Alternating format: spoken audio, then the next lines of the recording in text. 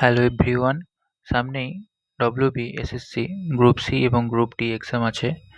তো তার জন্য ইতিহাস থেকে আজকে আমরা বৈদিক সভ্যতা এই টপিক থেকে আজকে আমরা বেশ কিছু গুরুত্বপূর্ণ প্রশ্ন উত্তর আলোচনা করব, যেগুলো এসএসসি, গ্রুপ সি এবং গ্রুপ ডি এক্সামের জন্য গুরুত্বপূর্ণ। প্রথম প্রশ্ন: আর্যদের প্রাচীনতম গ্রন্থের নাম কি? ঋগ্বেদ। বেদ কথার অর্থ কি? জ্ঞান। আর্যরা প্রথম ভারতের কোথায় বসবাস শুরু করেছিল? সপ্তসিন্ধু অঞ্চলে।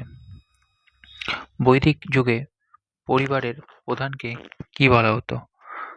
কুলপা বা কুলপতি।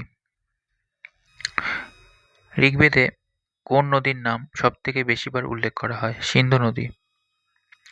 আর্যদের প্রধান ভাষা কি ছিল? সংস্কৃত। বেদের অপর নাম শ্রুতি কেন? তখনকার দিনে বেদ শুনে শুনে মনে রাখতে হতো। বিখ্যাত গায়ত্রী মন্ত্র কোন বেদে পাওয়া যায়? ঋগ্বেদে। বৈদিক যুগে বিনিময়ের প্রধান মাধ্যম কি ছিল? গরু। পরবর্তীতে নিষ্ক ও মোনা নামক মুদ্রা ব্যবহৃত হতো। বৈদিক সভ্যতার সমাজ ব্যবস্থা কেমন ছিল? পিতৃতান্ত্রিক। উপনিষদে সংখ্যা কটি? ১০৮টি। সত্যমেব জয়তে উক্তিটি কোন উপনিষদ থেকে নেওয়া হয়েছে? মুন্ডক উপনিষদ। আর্যদের প্রধান উপাস্য দেবতা কে ছিলেন? ইন্দ্র।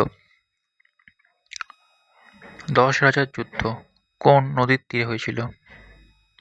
পারুশনি, বর্তমানে রাভি নদীর তীরে।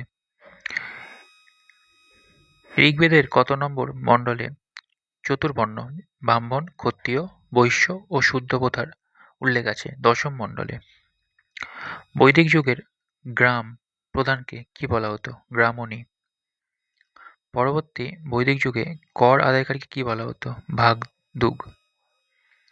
বেদের কোন অংশকে বেদান্ত বলা হয়? উপনিষদকে। কোন বেদকে ভারতীয় সঙ্গীতের উৎস বলা হয়? সামবেদ। ভেষজ চিকিৎসা উল্লেখ আছে কোন বেদে? অথর্ববেদে। বৈদিক যুগে দুটি গণতান্ত্রিক প্রতিষ্ঠানের নাম কি? সভা ও সমিতি। বৈদিক সভ্যতার প্রধান ভিত্তি কি ছিল? পশুপালন ও কৃষি। আর্যরা মূলত পশুপালক ছিল। আর্যরা কোন পশুর পবিত্রতা বজায় রাখত? গরু। বৈদিক যুগে একজন বিদুষী মহিলার নাম বলো। লোপামুদ্রা। আয়ুর্বেদ কোন বেদের উপবেদ হিসেবে পরিচিত? ঋগ্বেদ।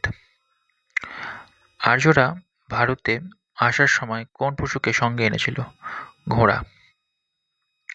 বৈদিক যুগে বজ্রপতি কাদের বলা হতো? চারণভূমির প্রধানকে। পুরাণের সংখ্যা কয়টি? ১৮টি। বেদের গদ্যে রচিত অংশগুলিকে কি বলা হয়? ব্রাহ্মণ। আর্যরা কোন ধাতুর আবিষ্কার করেছিল যা সিন্ধু সভ্যতায় মানুষ জানত না? লোহা।